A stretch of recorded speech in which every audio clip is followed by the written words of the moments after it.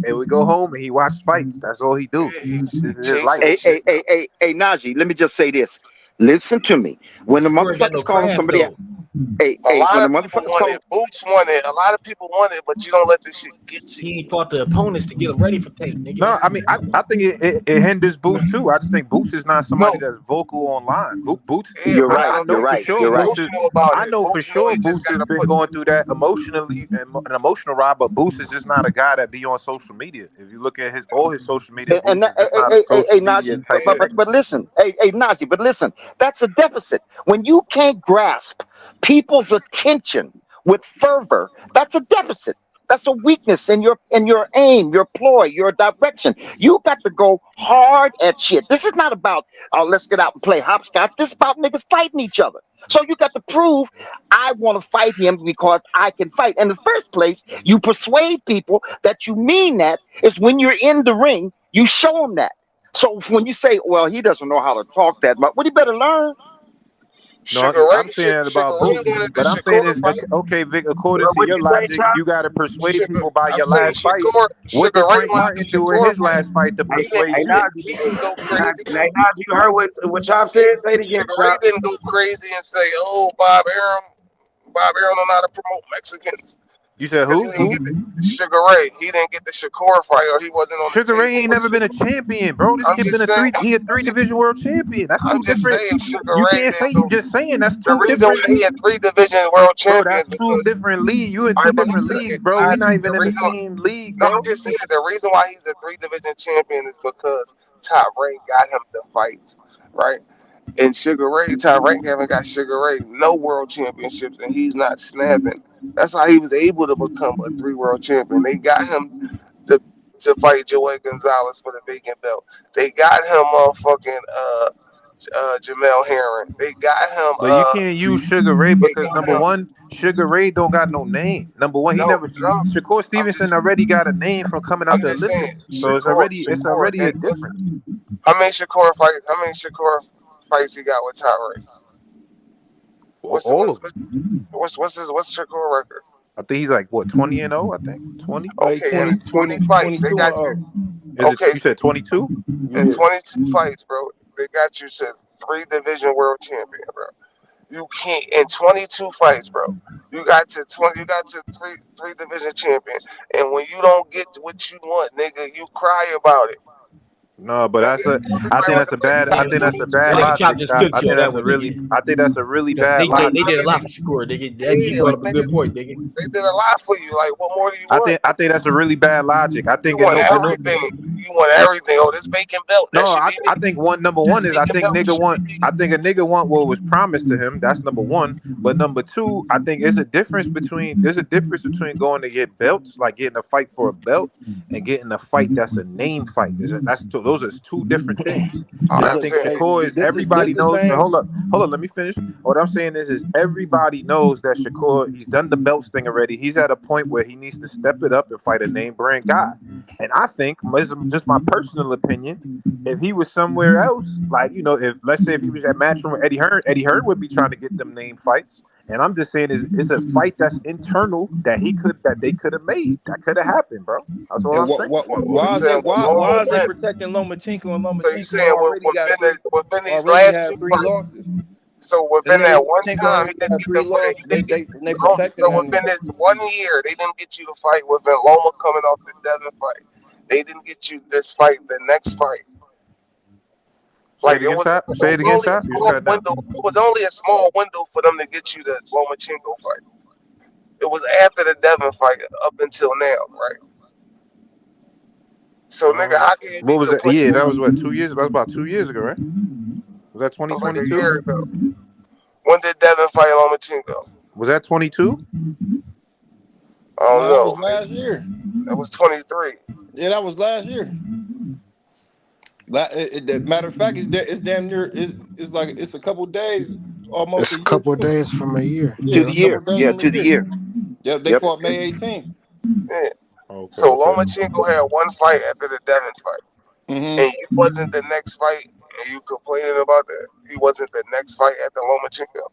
At the But Devin, he wasn't Lomachenko next fight.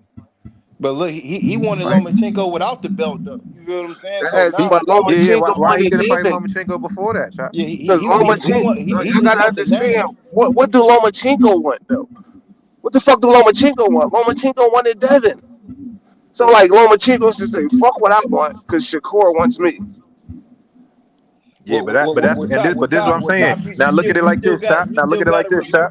You still got to remember when Shakur was in the WBC, they moved Lomachenko ahead of him suddenly, just out of nowhere. Because nigga, Shakur was running around saying Loma beat Devin, nigga. That's why. Yeah, but I'm saying, that shouldn't have nothing to do that with don't what got the nothing to do ranking with his is, does, ranking. Ken. bro. But the WBC don't got That nothing to shouldn't do with have top nothing to Sit do there rank. with the saying rankings, Like Ken. you moving this can't nigga sit there and say it Lomachenko has ahead of nothing that to nigga. do with Yeah, but But that don't it got has nothing to nothing do to with you do the with winning rankings, top that the Ken. rank. nigga won the fight. It has nothing to do with top rank either way. No, but I mean, I agree with that. Like, cause nigga, the WBC, that ain't own entity. Like, a nigga Mauricio could have felt like nigga, motherfucking Devin lost the fight, nigga. That don't mean you move. I mean, that don't mean you move this nigga that's what I'm saying. Lomachenko back It ahead don't of me, matter. nigga. I'm undefeated. Like, It I has never nothing. lost, nigga. Y'all moving the narrative. It has nothing to do with top rank.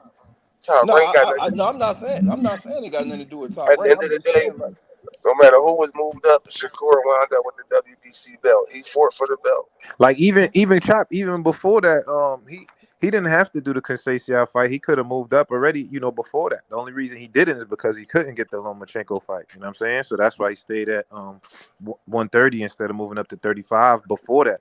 So what I'm saying is That's when also Lomachenko went to war.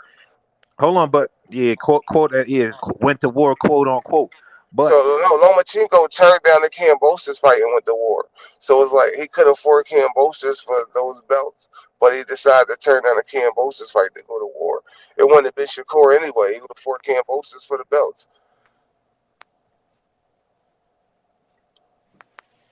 At the end of the day, what's Shakur gonna do with his lack of bone density? That nigga can't connect this nigga. Connect on this nigga. He gonna run from him. You know what I'm saying? You know what he gonna do? We all know let's what he get gonna back do. to He gonna box. He gonna box. yeah, you bro. got All you you got gotta to do, you all got you gotta bro, you do, got to get him in the all ring. you gotta do is tune in July 6th. That's all you gotta do. I'm tuning in, nigga. July 6th, tune in. Hey Najee, it's almost Tell Savage Shakur I said time, my good. I nigga. hope he working on his craft. Yeah, I can't wait for this fight, It's almost like your man Nick Ball. We taking that nigga to the desert and nigga. leaving that nigga there. Yeah, nigga, Nick Ball gonna come with something that nigga ain't never seen before, We bro. leaving that nigga Nick Ball in the desert, my nigga. Know that, nigga. Yo, Green, Nick Ball coming with that shit, nigga. Your Ray Savage better be ready. I'm gonna tell you that Man, right now. it's Savage time, my nigga. My nigga ready, my nigga. My Ray nigga Savage Savage better ready, be my ready, nigga. cause that nigga coming with that shit. Hey, not That's the European Pitbull Cruise, Green. That's the European Pitbull Man, Cruise, nigga. what you think you heard about my if nigga Inouye Zay. fought against You Nick heard my Ball? young nigga Zaquan If Moses Inouye told that moved up nigga to Nick Ball, 126 to fight Nick nigga. Ball, what you got in that fight? Nick Ball, we Yo, H, coming. I feel like Inoue should fight the winner of that fight. The My winner nigga, of Ray Savage, Nick my Ball, nigga nigga. Cool Boy was supposed to have been on this tank card. Yeah, they said Who his you think opponent will win pulled that out. fight? Oh, his opponent Who you pulled think? out? Yeah, Who you that's think what will win Cool that Boy fight? tweeted. Inouye or Nick Ball though? Nah, Inoue, bro. Inoue is different. He different, bro. Nito Donaire told me that he think Nick Ball could give Inouye problems. No, Nito Donaire told me that. He fought Inouye 2 times. Yeah, nah, Nonito need to chill, bro. That's the monster, He know nigga. what he talking about. I That know, I nigga been in the respect ring him. He with a him 2 legend. He times. a He know. legend. I He respect said him, that but nigga style though. He said that type of style though could give yeah. Inouye problems. The Nah, way it's he too fights. crazy. It's too Man, that crazy. nigga Anyway, that just nigga, got anyway, cracked. like that. No, Anyway. I That want nigga to see that anyway just fight. got cracked, If nigga. Nick Ball win that fight, he should fight Inouye. I want to see that shit.